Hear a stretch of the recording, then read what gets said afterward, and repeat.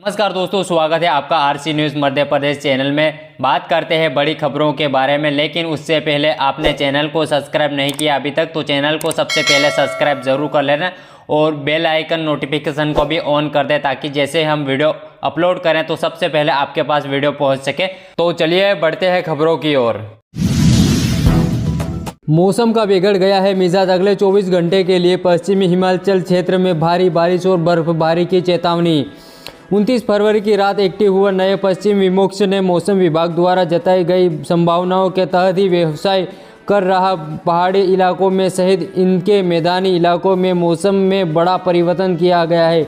भारी बारिश हो रही है, बर्फबारी, ओलावृष्टि, हिमपात, आंधी तूफान जनजीवन अस्त व्यस्त कर रहा है। भारत मौसम विज्ञान विभाग ITMD ने अपने ताज़े मौसम बुलेटिन में कहा है कि पश्चिमी हिमाचल क्षेत्र में 3 मार्च तक भारी बारिश और बर्फबारी का अनुमान है। इस दौरान पश्चिमी हिमाचल क्षेत्र में गरज और बिजली के साथ व्यापक रूप से बारिश और बर्फबारी हो गई। IMD ने कहा कि पश्चिमी हिमालय क्षेत्र में जम्मू कश्मीर, लद्दाख, हिमाचल प्रदेश में 3 मार्च को भारी बारिश और हिमपात होगा। वहीं उत्तराखंड में भारी बारिश, अति भारी हिमपात होगा। इसके अलावा पूर्वी भारत में बिहार, झारखंड आदि राज्यों में ओलावृष्टि होगी और तेज आंधी चलने की संभावना है। MP आए राहुल गांधी से VD शर्मा ने पूछे सवाल, बोले कांग्रेस के ताबूत में आखिरी खील ठोकने की प्रदेश की जनता तैयार। राहुल गांधी की भारत जोड़ो न्याय यात्रा आज मुरैना के रास्ते मध्य प्रदेश में प्रवेश करने जा रहे। 6 मार्च तक राहुल गांधी की यात्रा मध्य प्रदेश में रहेगी। अलग अलग जिले में राहुल गांधी सभाएं, रोड शो करेंगे, लोगों से संवाद करेंगे। राहुल के मध्य प्रदेश आने से पहले भाजपा ने बड़ा हमला किया है। प्रदेश अध्यक्ष VD शर्मा ने मीडिया से बात करते हुए कहा कि मध्य प्रदेश आने से पहले राहुल गांधी ये बताई कि उन्होंने और उनकी पार्टी ने भगवान राम का अपमान क्यों किया। भाजपा प्रदेश अध्यक्ष VD शर्मा ने आज पार्टी मुख्यालय पर मीडिया से बात की। उन्होंने कहा कि पिछले दिनों से गांव-गांव चलो अभियान के दौरान दिग्विजय सिंह के गृह क्षेत्र राधौड़ागढ़ था, जहां लोगों ने मुझे कहा कि हमने दिग्विजय सिंह से पूछा कि आपने हमारे आराध्य करोड़ों लोगों के दिनों में बसने वाले प्रभु श्री राम का अपमान क्यों किया। 4 साल से नर्सिंग कॉलेज की नहीं हुई परीक्षा, नाराज विद्यार्थियों ने NH 47 पर किया चक्का जाम। हाईकोर्ट के आदेश पर CBI ने प्रदेश के नर्सिंग कॉलेज की जांच की थी। CBI की तरफ से जांच प्रतिवेदन मिलने के बाद कोर्ट ने बड़ी संख्या में नर्सिंग कॉलेजों को अनसूटेबल पाया था, जिसके चलते हुए बैतूल के 12 नर्सिंग कॉलेज में से 8 नर्सिंग कॉलेज अनसूटेबल पाए गए हैं। 4 कॉलेजों में कमियां पाई गई है, जिसके कारण नर्सिंग कॉलेज में पढ़ने वाले विद्यार्थियों से नाराजगी देखने को मिल रही। वहीं शनिवार को विद्यार्थी ने भोपाल नागपुर नेशनल हाईवे 47 पर चक्का जाम कर दिया। बता दें कि इन कॉलेजों में 4 साल से कोई भी परीक्षा आयोजित नहीं हो पाई है। इनके लिए विद्यार्थी ने जिला प्रशासन को ज्ञापन सौंपा। विद्यार्थियों द्वारा चक्का जाम करने की जानकारी मिलते ही बैतूल SDM अभिषेक चौरसिया, तहसीलदार अमित श्रीवास्तव, SDOP शालिनी परस्ते कोतवाली, IT देवकरण डहेरिया मौके पर पहुंचे। इस दौरान प्रशासन की तरफ से विद्यार्थियों को समझाइश भी दी गई, लेकिन उनका कोई असर नहीं हुआ। चक्का जाम में विद्यार्थियों के साथ ABVP के कार्यकर्ता भी शामिल थे, जिसमें आंदोलन और उलझल गया। साथ ही विद्यार्थियों और अधिकारियों के बीच में बहस भी देखने को मिली है। बदमाशों ने शराब की दुकान पर जमकर की मारपीट, पुलिस ने 5 लोगों को किया गिरफ्तार। मध्य प्रदेश के इंदौर जिलों में बदमाशों के हौसले लगातार बुलंद होते नजर आ रहे हैं। इसका एक और ताज़ा उदाहरण देखने को मिला है, जहां द्वारकापुरी थाना क्षेत्र में शराब की दुकान पर बदमाशों ने बीती रात जमकर उत्पात मचाया। इस दौरान बदमाशों ने शराब दुकान संचालन पर पत्थर फेंके और मारपीट भी की। बदमाशों ने दुकान का मापीटर और पत्थर फेंकने की शिकायत दुकान संचालक ने पुलिस थाने में दर्ज करवाई है। वहीं घटना का CCTV भी सामने आया है, जिसमें बदमाश उत्पात मचाते हुए नजर आ रहे हैं। एडिशनल VDP के अनुसार मामले में 5 लोगों को गिरफ्तार किया गया है। इस पूरे घटना को लेकर एडिशनल VDP अभिनव विश्वकर्मा ने कहा कि पकड़े गए आरोपियों से शुरुआती पूछताछ में घटना कातिल करने को लेकर कोई ताज़ा मामला ना होकर पुरानी रंजिश की बात सामने आई है। पकड़े गए आरोपियों के पुराने पथराव भी होने की आधिकारिक कही गई है। गूगल ने इंडिया के ऐप को प्ले स्टोर से किया रिमूव। गूगल ने भारतीय ऐप के खिलाफ एक बड़ा एक्शन लिया है, जिसके तहत भारत के कई जाने माने ऐप्स को गूगल से एडवांस प्ले स्टोर से हटा दिया गया है। वहीं गूगल के इस फैसले पर internet and mobile association of India ने आलोचना की है। साथ ही बैन ऐप को दोबारा से प्ले स्टोर पर अपलोड करने की मांग की है। इन ऐप को गूगल से हटा दिया। कुकू FM, भारत मंत्रोमिया, शादी.com, नौकरी.com, नन्नाणु, क्रेश, ट्रिली, मेल्डी, quick storage, ALTT, all Balaji, ये वाले ऐप को प्ले स्टोर से हटा दिया गया है। गूगल ने इन भारतीय ऐप के खिलाफ रिमूव कार्रवाई बिल्डिंग पॉलिसीज में खरा ना उतरने के कारण लगाया है। इस ऐप द्वारा गूगल को सर्विस फीस नहीं दिया गया था। इसके लिए गूगल की तरफ से इन ऐप को चेतावनी दी थी। इनके बावजूद इस ऐप की तरफ से कोई भी रिस्पॉन्स नहीं मिला। हालांकि गूगल ने बैन हुए ऐप की लिस्ट को अभी जारी नहीं किया। वहीं जो स्टार्टअप है जो चाहते हैं कि गूगल की तरफ से कोई भी सर्विस फीस न लिया जाए, इसी के मद्देनजर को भी सर्विस फीस नहीं दी थी।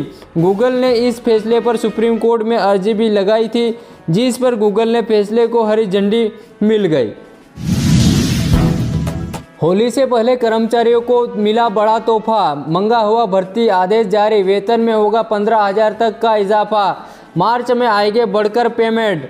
उत्तर प्रदेश में रोडवेज कर्मचारियों के लिए खुशखबरी है। राज्य सरकार योगी आदित्यनाथ ने रोडवेज कर्मियों के DA में 10% वृद्धि के आदेश जारी कर दिए गए। अभी तक इन कर्मचारियों को 28% महंगाई भत्ते का लाभ मिल रहा था, जो बढ़कर 38% हो जाएगा। चूँकि इसे 1 फरवरी 2024 से लागू किया गया है, ऐसे में मार्च से कर्मचारियों अधिकारियों की 15,000 तक खाते में आएगी बढ़कर सैलरी। पशु चिकित्सा अधिकारी के पदों पर निकली बम्पर भर्ती। सरकारी नौकरी पाने की तैयारी करने वाले उम्मीदवारों के लिए काम की खबर है। पंजाब लोक सेवा आयोग PPSC की तरफ से राज्य सरकार के पशुपालन और डेयरी विकास विभाग में पशु चिकित्सालय अधिकारी ग्रुप A के विभाग पदों पर भर्ती के लिए रजिस्ट्रेशन की प्रक्रिया 1 मार्च 2024 से शुरू हो चुकी है। इच्छुक उम्मीदवार आधिकारिक वेबसाइट ppsc.government.in पर जाकर आवेदन कर सकते हैं। वहीं इन पदों पर भर्ती की तारीख अंतिम 28 मार्च 2024 निर्धारित की गई है। कुल पद है 300। पशु चिकित्सालय अधिकारी के विभिन्न पदों पर आवेदन करने वाले उम्मीदवारों के पास किसी भी सामान्य मान्यता प्राप्त विश्वविद्यालय से पशु चिकित्सा विज्ञान में स्नातक की डिग्री होनी चाहिए। वहीं आधारिक जानकारी के लिए इच्छुक उम्मीदवार आवेदन से पहले एक बार आधिकारिक वेबसाइट नोटिफिकेशन जाकर चेक कर सकते हैं।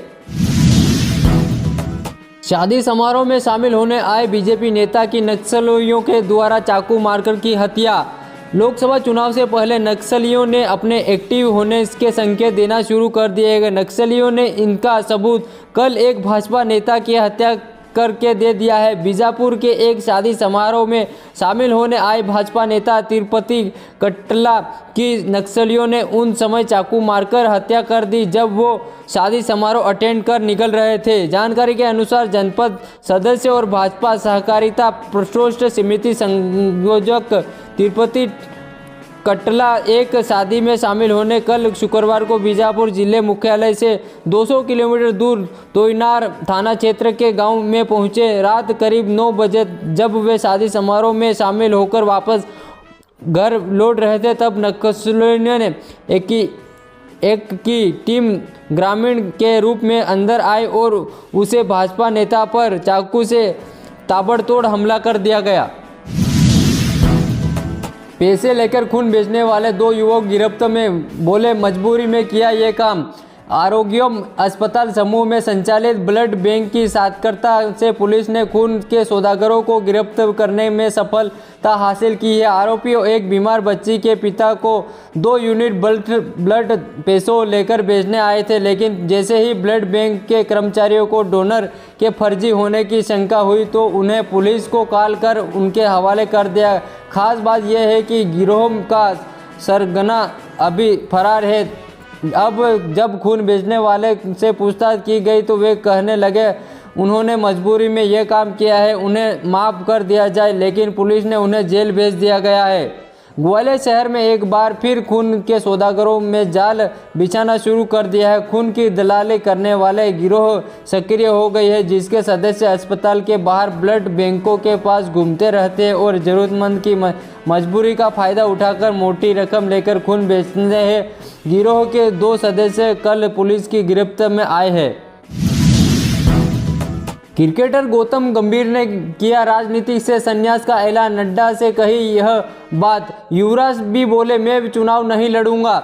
लोकसभा चुनाव से पहले पूर्व क्रिकेटर और पूर्वी दिल्ली के सांसद गौतम गंभीर राजनीतिक छोड़ने की घोषणा कर चुके हैं। वह फिलहाल क्रिकेट पर ही फोकस करना चाहते हैं। वहीं दूसरी तरफ पूर्व ऑलराउंडर युवराज सिंह ने भी चुनाव न लड़ने की पुष्टि कर दी गई है। वह अपने फाउंडेशन के जरिए ही लोगों की मदद करना चाहते हैं।